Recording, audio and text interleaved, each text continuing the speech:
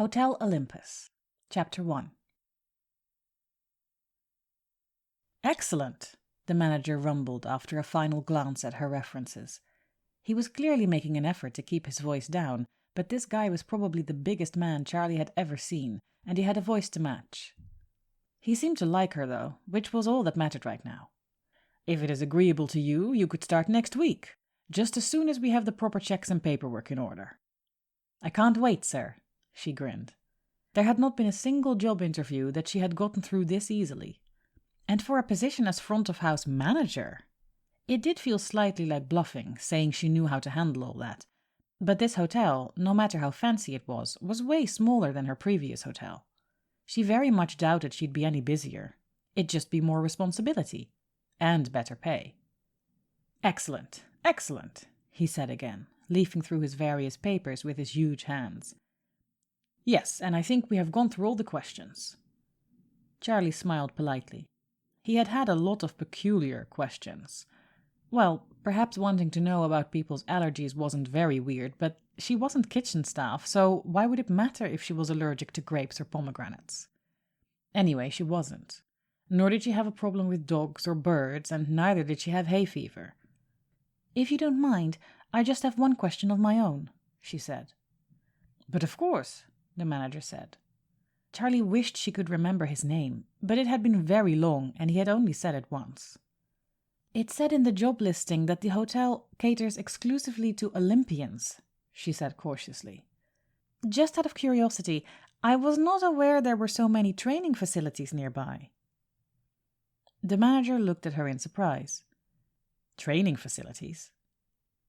Yes, if you are running this hotel specifically for Olympic athletes, there must be a demand for it. To Charlie's surprise, the manager stared at her with visible distress.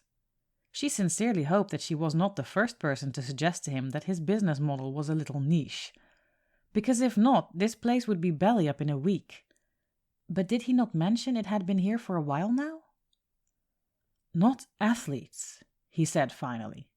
Gods, miss. Charlie did her best to keep her expression neutral. Sports fans.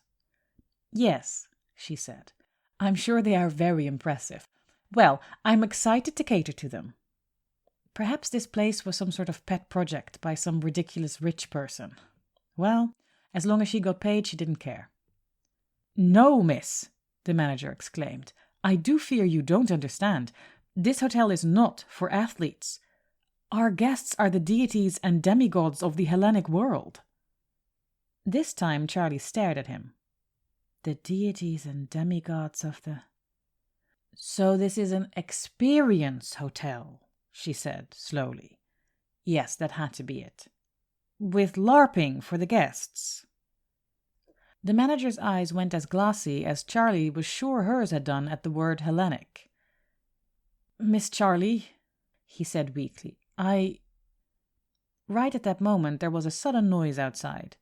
It was a rattling, cracking noise, and while something about it sounded instantly familiar, Charlie had no idea what it was. She looked at the manager in alarm, and he cleared his throat. Yes, you see, he gestured helplessly to the window behind him. Charlie, her mind strangely blank, got to her feet and walked towards it, just as the noise came to a halt. She looked out of the window and froze. Then, after a good while, she turned around to face her future manager and said, I see. What she had, as a matter of fact, seen, outside at the entrance of the hotel just now, had been several guests arriving in 3 strange little open carriages, drawn by, in that exact order, 1 white and 3 black horses, 2 peacocks, and 6 golden antlered deer. She had looked at them a good long while too, but they had not disappeared. So that was that, apparently. The manager met her eyes with the unmistakable expression of a hotelier desperately in need of new staff. The worship of our old gods has started to grow again of late, you see, he said, sounding rather pleading. But there are no temples anymore for them to safely manifest on earth, if they wish to make an appearance in person. Hotel Olympus is here to provide. Charlie listened to him in silence, a slight buzz of static in her ears coming from the place where her own thoughts usually were. Outside, she could just hear someone going, "Whoa there, mind your hooves, darling. There's a good dear. Aren't you all beauties?" "Well, Miss Charlie?" She lifted her head. "Overtime is compensated by equivalent paid leave or 120% pay, isn't it?" "Yes." "Then I can start next week." Chapter 2. As far as jobs went, Charlie had had stranger starts than her first day at Hotel Olympus. The general manager, she still couldn't remember his name, and absolutely no one seemed to use it, so she had decided to stick to Sir and Chief like the other employees, had introduced her to the principal staff with a hurried sort of good humor, and had then run off for a meeting with His Majesty. Charlie didn't know who exactly that referred to, but as long as Mr. Majesty wasn't due to check into her hotel today, she didn't much care. Her hotel, of course, because it was. There was no other way to run front office properly. She had to think of it all as her own. A strange, unnerving place it may be, with stables that bore inexplicable plaques saying "Mares of Thrace not allowed" and locked rooms labeled "Deities only," but she had decided it would be hers, and so it was. And as it was her own, she would make sure it all ran smoothly. Which is why she went straight to the check-in counter at the first glimpse of the receptionist's expression. Receptionists were often stressed. This was a fact Charlie felt unable to fix. But a visibly frustrated receptionist always foretold trouble. "Hi," she smiled warmly. "Don't tell me, it was Cassandra, right?" "Yes, miss," the young woman agreed, quickly straightening up behind the counter. "Charlie is just fine," she assured her. "Is something the matter? You look displeased."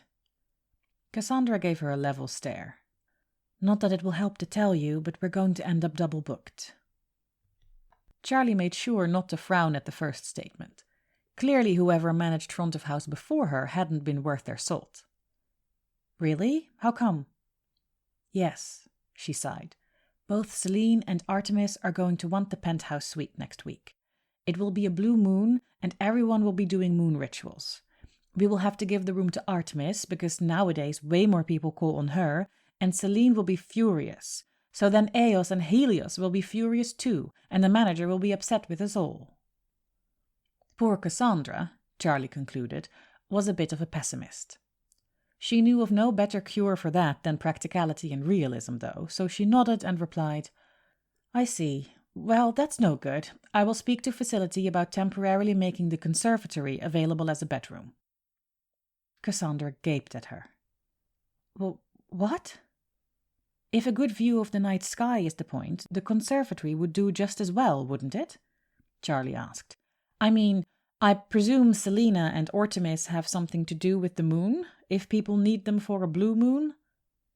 She still had no clue why people would want gods to show up for natural phenomena that were going to happen with or without them, but that was not her concern right now. "Yes, but Cassandra stammered, eyes round as saucers. "You believe me?" "Why wouldn't I? You've worked here much longer than I have. I imagine this sort of thing has happened before." "Yes, but surely it's not going to happen now, right?" Cassandra pressed frantically. "Not now I told you about it." Charlie frowned. "How would I know? You take care of booking in the guests. I trust your judgment. Even if there's a chance this might happen, we should be prepared." Cassandra, astonishingly, suddenly looked very much like she might cry. "Do you not believe in Apollo?" Charlie blinked. "Who?" On the whole, Charlie liked to think she was prepared for pretty much anything in her professional life, but this was certainly the first time she had been hugged round the neck by a sobbing receptionist. Chapter 3. The past couple weeks had undeniably been the most bewildering in Charlie's entire life. And speaking both as a hospitality major and the only child of a firefighter and an event planner, that was saying something. It was bad enough that she had to grapple with the concept of divinity on a regular basis, but there were also altogether too many things about this hotel that were simply unexplained. Unexplained because the manager would not give her an answer, like the fact that they had a bridal suite that was completely unused except for 2 standing reservations on the fall and the spring equinox, or the fact that sometimes Cassandra would scribble a little M next to a reservation, for mortal apparently, and then a completely different person would show up to claim the room than the name in the register. The last time one of those little M's had appeared next to the name Athena, an older couple of startlingly normal-looking people had shown up. The woman had done most of the talking, but the man had stopped Charlie to ask if he was allowed to move the bed out of the room should his wife request it. She was thankfully spared from giving an actual answer by him laughing the sort of laugh belonging to a particular inside joke and allowing his wife to drag him upstairs. Previously, it had been 2 young men fondly bickering about, as far as Charlie could make out, whether or not it was acceptable to wear each other's clothes. And now there was another little M scribbled next to the name Aphrodite. Charlie was still frowning suspiciously at it when the head of housekeeping emerged from the direction of the staircase. "Ah, Echo," she said, straightening up behind the counter. "Everything all right?" "Everything all right," Echo nodded with a smile. "Good. Are the first-floor rooms all done?" "First-floor rooms all done." "Brilliant," Charlie smiled. "Thank you." "Thank you," Echo sighed happily, and continued down the hallway with a spring in her step. "You're so good with her, honestly," Cassandra whispered, appearing in the same sudden way she usually managed. "And thanks for watching the desk for me." "No problem," Charlie hummed. "No one even called." Cassandra took her usual place behind the counter. "Yeah, I knew they wouldn't." Charlie, as so many other things around here, let that remark pass by unexplained and unexamined. "So, any new arrivals tonight that will need special attention?" she inquired. Cassandra always knew. "Not really," Cassandra said cheerfully. "Well, maybe them." She nodded towards the entrance, and Charlie turned around. On the whole, Charlie would be the first person to admit that she wasn't very observant when it came to people's appearances. She was, at least, not a very good judge of aesthetic. Perhaps it came with seeing so many people every day. Only truly familiar faces stood out to her, and only those she was fond of truly left an impression. But the woman that had just entered the lobby was so undeniably, blatantly beautiful that it was impossible to miss. She looked like she had just stepped out of a magazine, walked straight off an expertly photoshopped billboard. She was perfect. Charlie nearly took a step back from actual unease. Almost every single guest she had seen here so far had had something imposing about their person, something larger than life, something incomprehensible. This woman, as she made her way over in perfect symmetry, with not a hair out of place or a blemish on her face, had none of that. She felt completely comprehensible, exactly and irrefutably flawless, a walking impossibility. Trailing behind her, holding onto her spotless ivory hand, she led a thin but strong-looking man with dusty clothes and shabby sandals. "Good evening," the woman spoke, and her voice was every smiling, practiced, perfectly melodious TV presenter's voice Charlie had ever heard. "Our patroness made us a reservation." "Good evening, Galatea, Pygmalion," Cassandra answered readily. "She most certainly did. Even booked you her favorite suite. Here you go." She handed out the room keys and sent the couple on their way. Charlie watched them go with a great deal of most unprofessional staring. "Are there more people like her?" she asked tensely, when they were well and truly out of sight and earshot. "You met Eros and Psyche last week, and Galatea upsets you?" Cassandra laughed. "What? The cute married couple? They were nothing like her." "Well, no, there's no one like her," Cassandra said amusedly. "She's a one-of-a-kind miracle." Charlie exhaled. "She better be." Cassandra chuckled. "I can't wait for you to meet Aphrodite." "Does she look like that?" "Oh, absolutely not." "Then I'm sure I'll be fine." Chapter 4. This chapter comes with a content warning for a brief worry about possible abuse. Learning how to not see things had been a big part of Charlie's education. Hospitality management included a lot of training on how to treat whatever nonsensical things your guests are doing as either completely normal or absolutely invisible to you. Charlie was quite good at it too. She had pretty much elevated minding her own business to an art form. Something she was quite grateful for, since she found out that her guests were apparently literal gods. However, no matter the divinity of the guests, some things would always be her business. And unconscious people being carried through her lobby was definitely one of them. Cassandra didn't even bat an eye, but Charlie was absolutely sure that the young man currently being carried towards the stairs was completely out of it.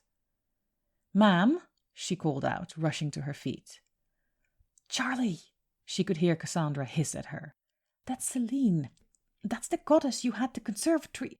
"I don't care who she is," Charlie hissed back, already striding towards the stairs. "Ma'am, excuse me." The young woman turned round to face her with remarkably little effort, considering she was cradling a grown man in her arms. She did look rather startled, though, large eyes shining behind wisps of silvery hair. "Yes?" Charlie glanced quickly at the young man's face, who seemed to be sleeping, before giving the woman her best customer service smile. "Is your friend there all right, ma'am?" The young woman's eyes fluttered with embarrassment. "Yes, he's sleeping." Charlie could barely hear her, so low was her voice. She also didn't believe her. She didn't smell any alcohol, but even if he was just asleep, there was still no way she was going to let these two out of her sight before making sure. "Did you book a room for two, ma'am?" she asked, dangerously pleasant. "Could I have your name, please?" "Celine." Her pale cheeks were beginning to turn pink, and she turned her gaze to the floor. "This is Endymion." "Excellent," Charlie smiled, her voice getting a little kinder when Celine just looked deeply embarrassed rather than guilty. "I can imagine he's very tired, but could you wake him up for me, please?" With her face now burning bright scarlet, the young goddess nodded. Charlie didn't hear or see her do anything, but suddenly the young man opened his eyes, and she hastily put him back on his feet.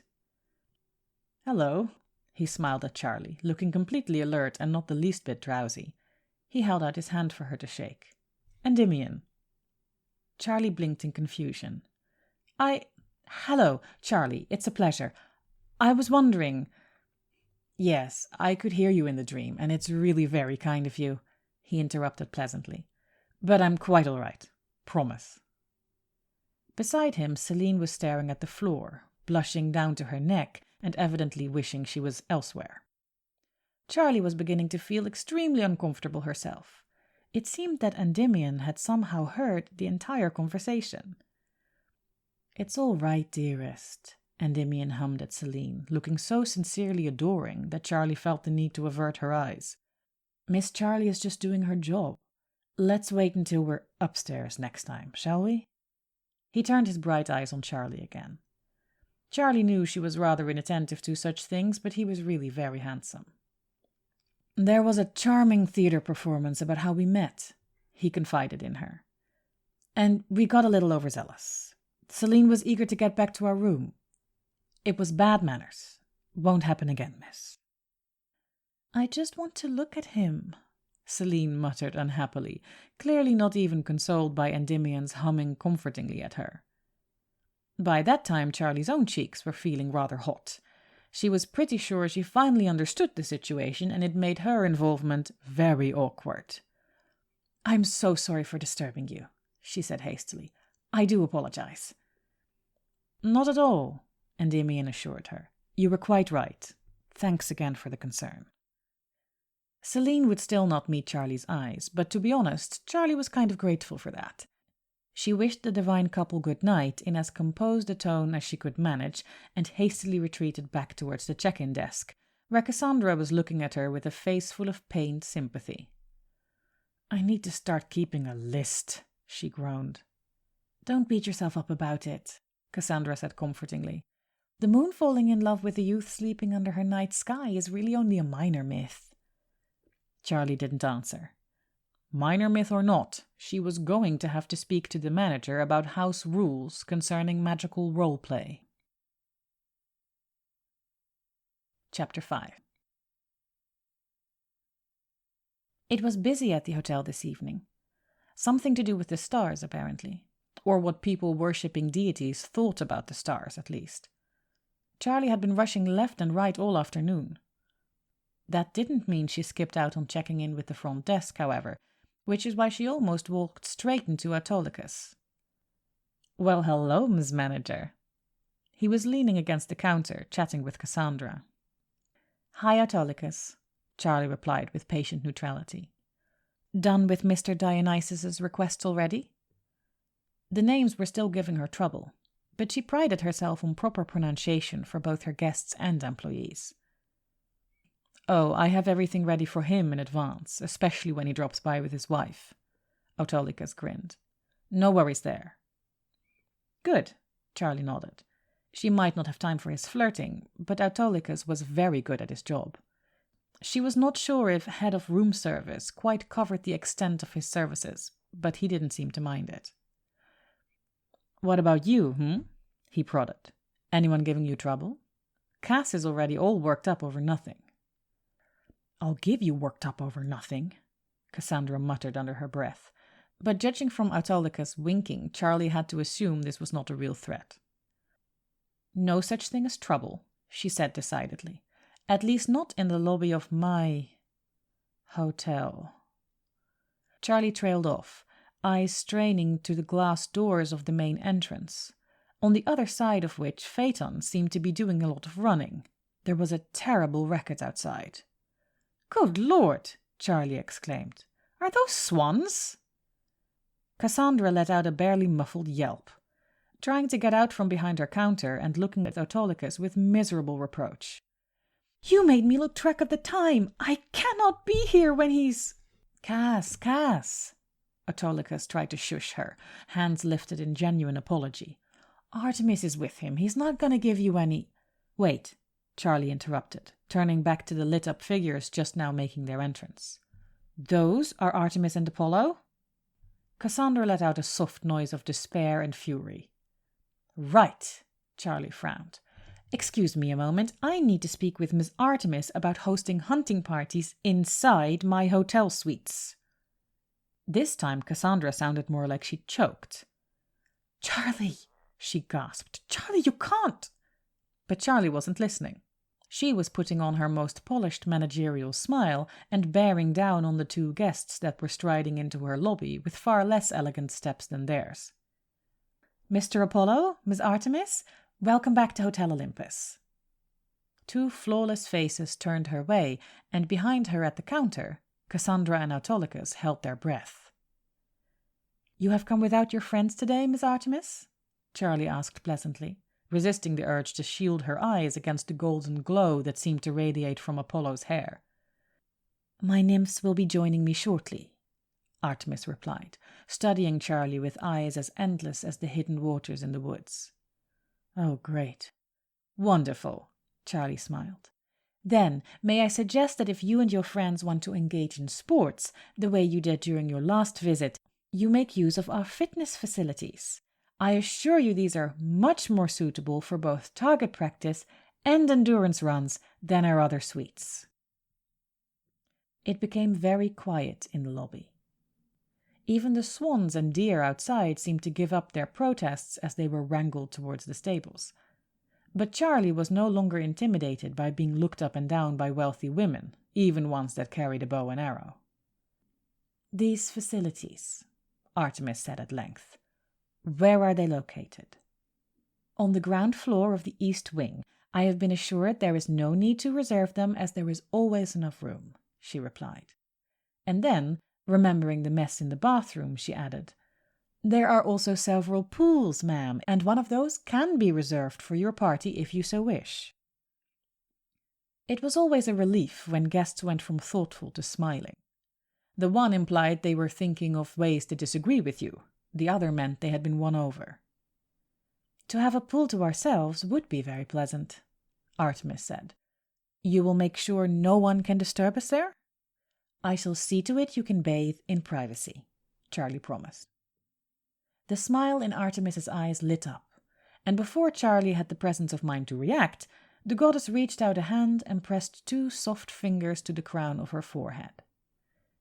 Thank you, maiden, for your service. It is most appreciated. I shall now see to it that Helios's boy does not upset my dear. And she turned on the tips of her toes and disappeared back out of the front door, leaving Charlie to blink in confusion at her retreating form. Excuse me? A voice that was clearly not used to speaking those words said beside her. Yes, sir, Charlie chimed promptly, turning to Apollo. Has my room been supplied with laurels? If it hasn't yet, Autolycus can take care of that for you, sir. She looked over her shoulder towards the front desk. Autolycus and Cassandra were standing side by side, staring at her with partially open mouths.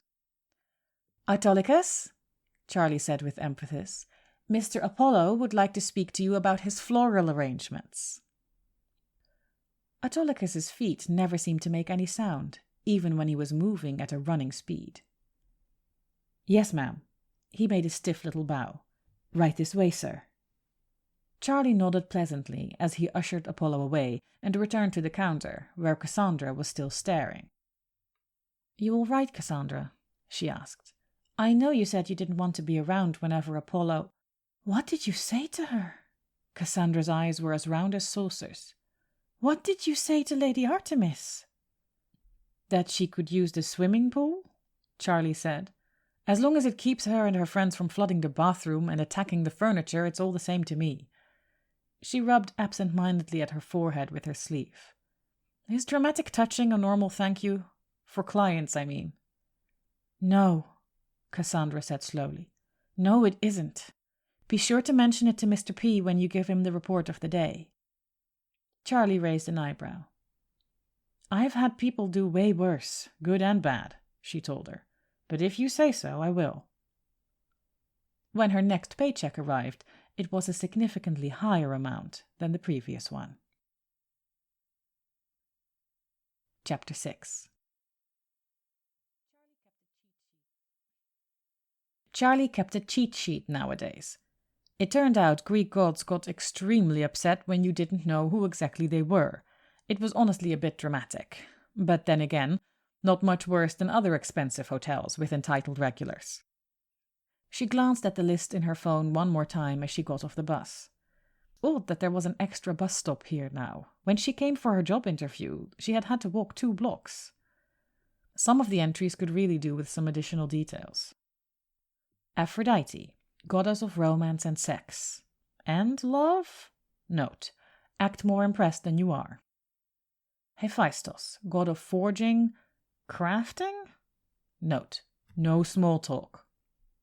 Apollo, like the rocket, god of music, poetry, the sun, twin brother of Artemis, gets very emotional over various kinds of decorative vegetation. Not good with Helios or Hermes. Note, keep away from Cassandra. Zeus, god of lightning, heaven, king of the gods, has a suite permanently reserved for him, but is hardly ever here. Insane policy. Has to do something with the no mortal guests allowed. No one will tell me what. Note, do not mention around Ganymedes. Hi, Charlie. Her head snapped up from her phone with immediate suspicion. It had been weeks since Cassandra ever felt the need to use her customer service voice on her. Cass? She was standing unnaturally prim behind the reception desk, and her smile was plastered onto her face with uncanny precision. Cass? Charlie repeated warily. What's going on? The chief called in sick today, Cassandra replied with terrifying cheerfulness. He left you in charge. Charlie's stomach turned over. He did what? You already deal with all the customers all the time, Cassandra said hastily. And the rest of us know the drill. No one will make trouble for you, we promise. Charlie threw up her hands and hurried behind Cassandra's counter. Is this about that Theseus mortal that Poseidon made a reservation for? She had never seen the manager look so miserable as upon hearing her read out that name. Cassandra gave her a deeply apologetic look. He's only staying 1 day and night. Please don't leave. Of course I'm not going to leave, she groaned. When are the new arrivals due? Helios at 9:26, Theseus at 10:02, and Hestia and Demeter at 10:43, Cassandra answered promptly. It was an absolute blessing to have her always know exactly when people would be arriving, or leaving, or putting in complicated requests. All right, fine, Charlie sighed. I will do a quick check around then and be back here at 9:15. I'll be here, Cassandra sighed in relief. Honestly, Charlie muttered, hurrying down to the kitchens. If he thinks the previous race covers this, he's wrong. In the kitchens all was under control, however, and Tantalus sent her on her way with a freshly baked bun, which improved her mood greatly. She paused in the garden to cram the rest of it into her mouth before entering the stables. The gardens were beautiful, if a little unnerving. The hyacinths and daffodils had been in bloom for way too long now, and Charlie had never heard you could cultivate anemones in a fountain basin. The stables, hidden behind a row of cypresses, were less unnerving but far more chaotic. They were monstrously big, but Charlie had by now learned that they needed to be. Most of the guests had distressingly inconvenient modes of transportation. Miss Eos was all right. She usually came with just the 2 horses. Her brother Helios, however, came with no less than 8, plus a flaming chariot that took up a ridiculous amount of space. Ares had only 4 horses, but they did breathe fire. Very difficult in a barn environment with lots of hay around. And Poseidon's horses dripped sea foam everywhere. The horses were nothing to Dionysus's panthers, though, or Apollo's swans for that matter. Charlie was sure she didn't know a more potentially vicious bird, and they kept trying to get into the pool, which made the nymphs uncomfortable. As far as birds were concerned, Aphrodite's doves were a lot less intimidating, but there were an awful lot of them. Luckily, Marsyas seemed completely unbothered this morning. He answered Charlie's questions with his usual good humor and assured her he had room for Helios's chariot and horses, all prepared and fireproofed. So there was nothing to delay her, and she returned to the lobby only a little after 9. When she entered from the direction of the pool area, it had been restored very well since Poseidon's last visit, a hooded figure was stood at the counter, and Cassandra looked unusually nonplussed. "I trust you have a reservation," she said, uncertainty leaking through her polite smile. "Which divinity booked for you?" "No one." The guest's voice was soft, almost hesitant, but Charlie heard every word. "I have no reservation. I came because I am called upon." She said it as if it was a new thing, new and wondrous, but beyond doubt. "I am expected." Cassandra began, but by then Charlie had crossed the lobby, and as she turned to the counter, she suddenly caught sight of the guest's face. She halted, her professionalism flagging in a moment of startled recognition. Her mouth moved before she could stop herself. "You're Medusa!" The guest turned, looking without meeting Charlie's gaze, but Cassandra gaped at her. "You know who she is? You didn't know Aphrodite, but her you know?" "Of course I do," Charlie answered, looking at the halo of snakes framing Medusa's head within the confines of her hood. It was an unmistakable image, and the story, the name, it just stuck in the mind. At least the main parts. Defiance and strength and survival. Medusa met her gaze, slowly, as if she expected something bad to happen that Charlie was not aware of. Charlie looked back at her with as open an expression as she could. Sometimes the customer service smile didn't cut it. The snakes looked curious, and Medusa herself looked at her, it seemed to Charlie, as if she was as bewildered as Cassandra to be standing here, checking into Hotel Olympus as the gods did whenever they came to witness the voices who worshipped them. "Cassandra, I believe Madam wanted a room?" "Yes, but she isn't. I mean, she didn't used to be." Charlie took care never to interrupt Cassandra, who was used to not being listened to. This time she made an exception. "The green suite, I think, Cassandra, if you would. For our divine guest."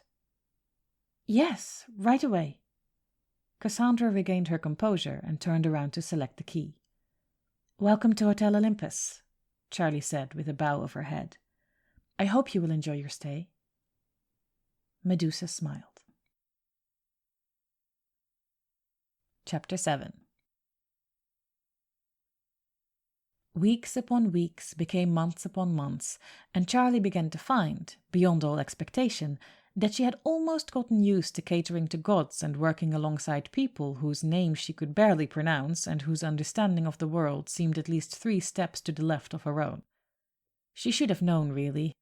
A job was a job, a hotel was a hotel, and she thrived in hotels. Even a hotel as improbable as Hotel Olympus. That Monday had a cheerful sort of routine to it.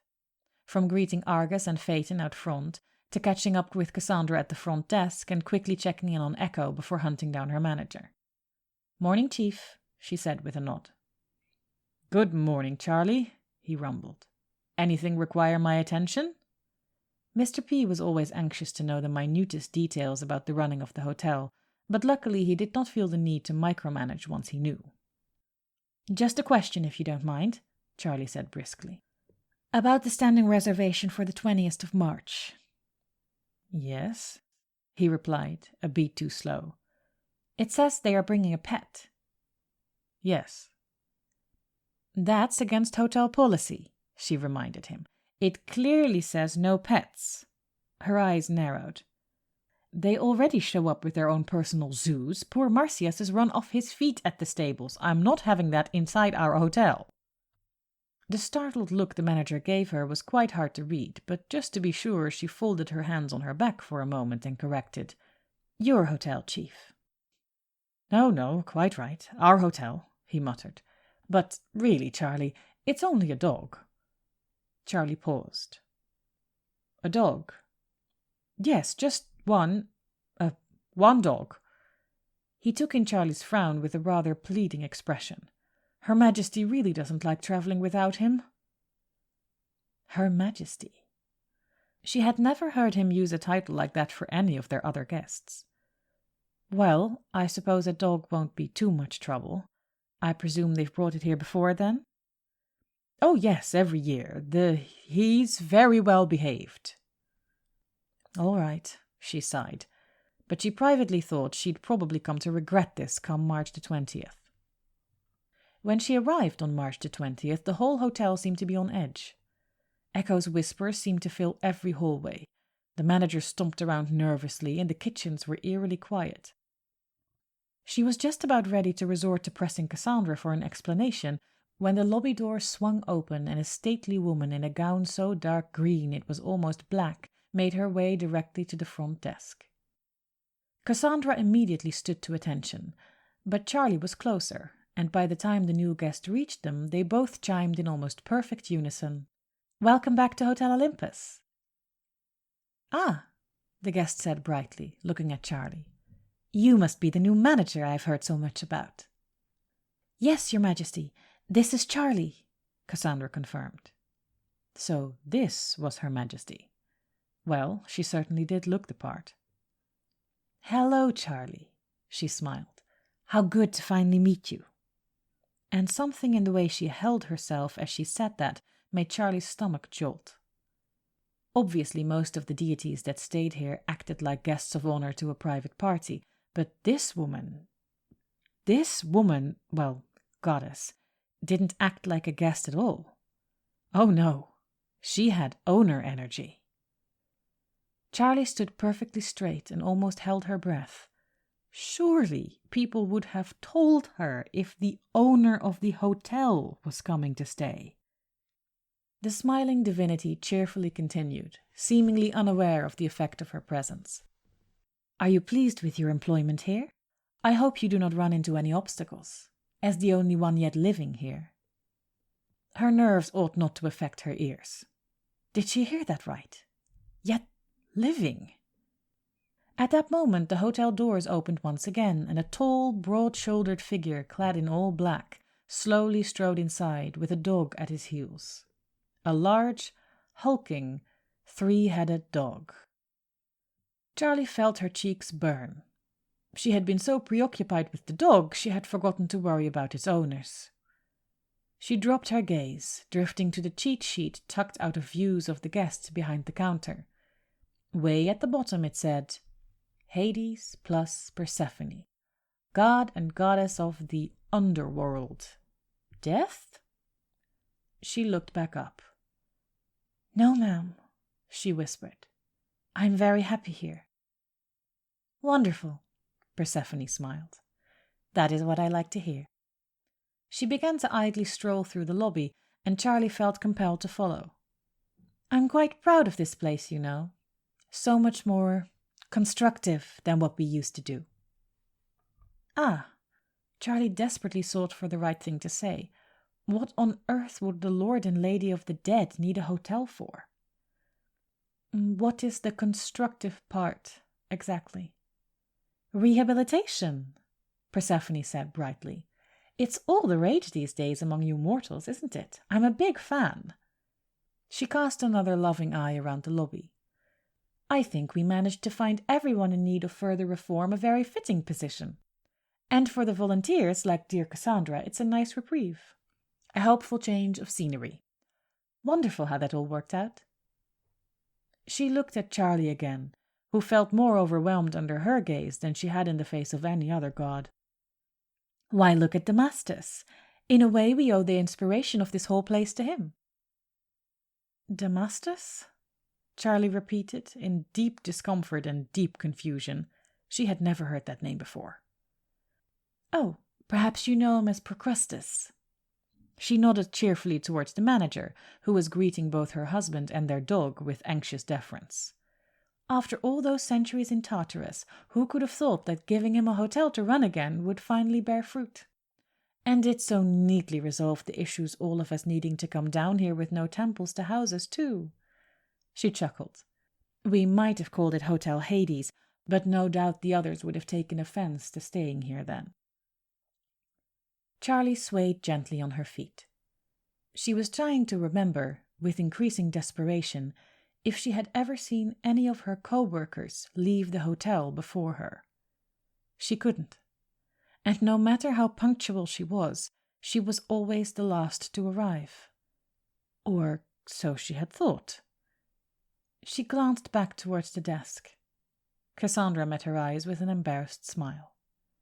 She was still struggling for composure when Hades himself, tall and grave and silent, came to stand at Persephone's side. She fondly took his arm. Is our suite ready? And Charlie, with a relief that came from the very depth of her soul, gratefully fell back on her usual script. Certainly, ma'am, she smiled. The bridal suite decorated in spring colors and a bowl of ripe pomegranates on the nightstand. A job was a job, and a hotel was a hotel, and you could get used to anything.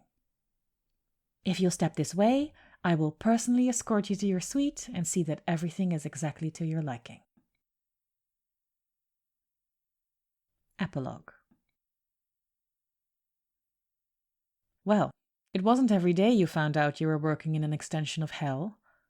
Charlie was by now well aware that Hades wasn't hell, but she retained the right to continue to privately call it whatever she liked. But in the end, it did not matter all that much. Once she had recovered from the initial shock, all she had had to do was to accept that apart from none of the guests being human, none of her co-workers were either. Well, no longer mortal, at least. It didn't change her day-to-day too much. Whether Cassandra was just an exceptionally organized receptionist or a clairvoyant had no effect on either her job or their friendship. And the fact that Marcius actually did have hooves instead of very clunky boots could hardly have any impact either. The only thing Charlie had resolved on was her suggestion to Echo that they both learn sign language, which she very enthusiastically accepted, but they were so busy that would probably take a while. So no, when she requested a talk with her manager, it wasn't to resign, as he had feared. Of course not, Chief, she smiled. He had explained that neither the name Damascus nor Procrustes really suited him any longer, and he had not yet found another one. What do you take me for? As long as the working conditions are good, I am more than willing to work in an outpost of hell. He was clearly too relieved to argue with her about semantics. But that's what I wanted to talk to you about, she continued. Working conditions. She fixed him with a determined expression. We need more front-of-house staff. Specifically, I need someone to train to do at least part of my job, especially when I can't be here. Ah, well, the manager said. I am sure that will not be a problem, provided, perhaps, his broad shoulders stiffened a little, you could possibly conduct the recruitment process personally? Charlie thought back to her own job interview and kept her face carefully neutral. Of course, sir, if you think that's best. And I do have some thoughts on that point, she immediately added. The manager actually smiled. By all means. Normally I would never say this, but don't get someone from hospitality. She gave him a pressing look. I'd say customer service experience desired, but the required education should be a classics degree. If she was ever going to get all the nonsense in this hotel under control, she really needed some help. And if her help knew about the ancient Greek nonsense, she could teach them about the hotel nonsense. A classics degree, the manager repeated, writing it down. I have never heard of this. No need to look it up, Charlie said. But trust me, it's going to make a world of difference. He nodded. As long as it means your continued employment. She smiled. Oh, I don't intend on leaving. Hotel Olympus was her hotel. Dramatis Personae. The staff of Hotel Olympus, as told by Charlie, human, after she's had her caffeine, tired front-of-house manager, and wholly uninterested in Greek mythology. Mr. P, Damastus Procrustes, general manager. No one calls him by his full name. Usually it's just Sir and Chief. Looks big and strong enough to lift a barn. Cassandra, receptionist, seems to have an uncanny ability to know what's needed in the hotel before guests even make a reservation.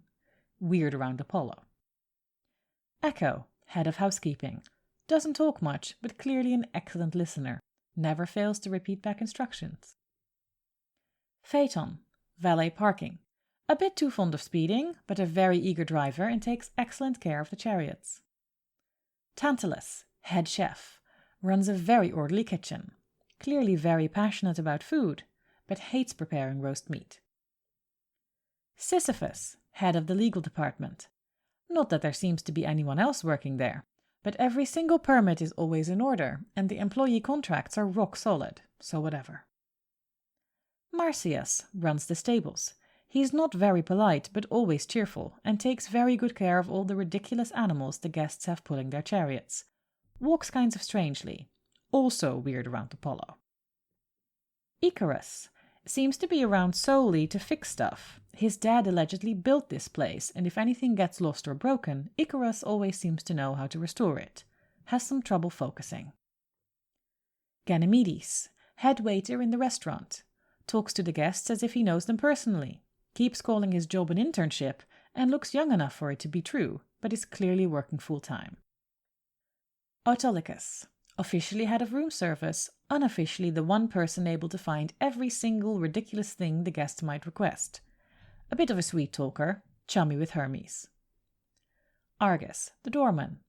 Big guy, usually wearing a bulky coat with the collar turned up and keeps his head covered too. Not a fan of Hermes, but especially cordial towards Mrs. Hera the rare times she visits.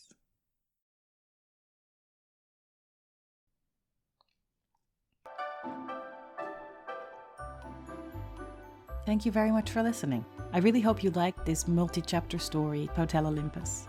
This entire story happened because I wanted to make a Damastus Procrustes rehabilitation/community service joke, and here we finally are. If you have any feedback about the podcast, please go over to laurasimons.com or to Laura Simons' daughter at Tumblr to tell me all about it.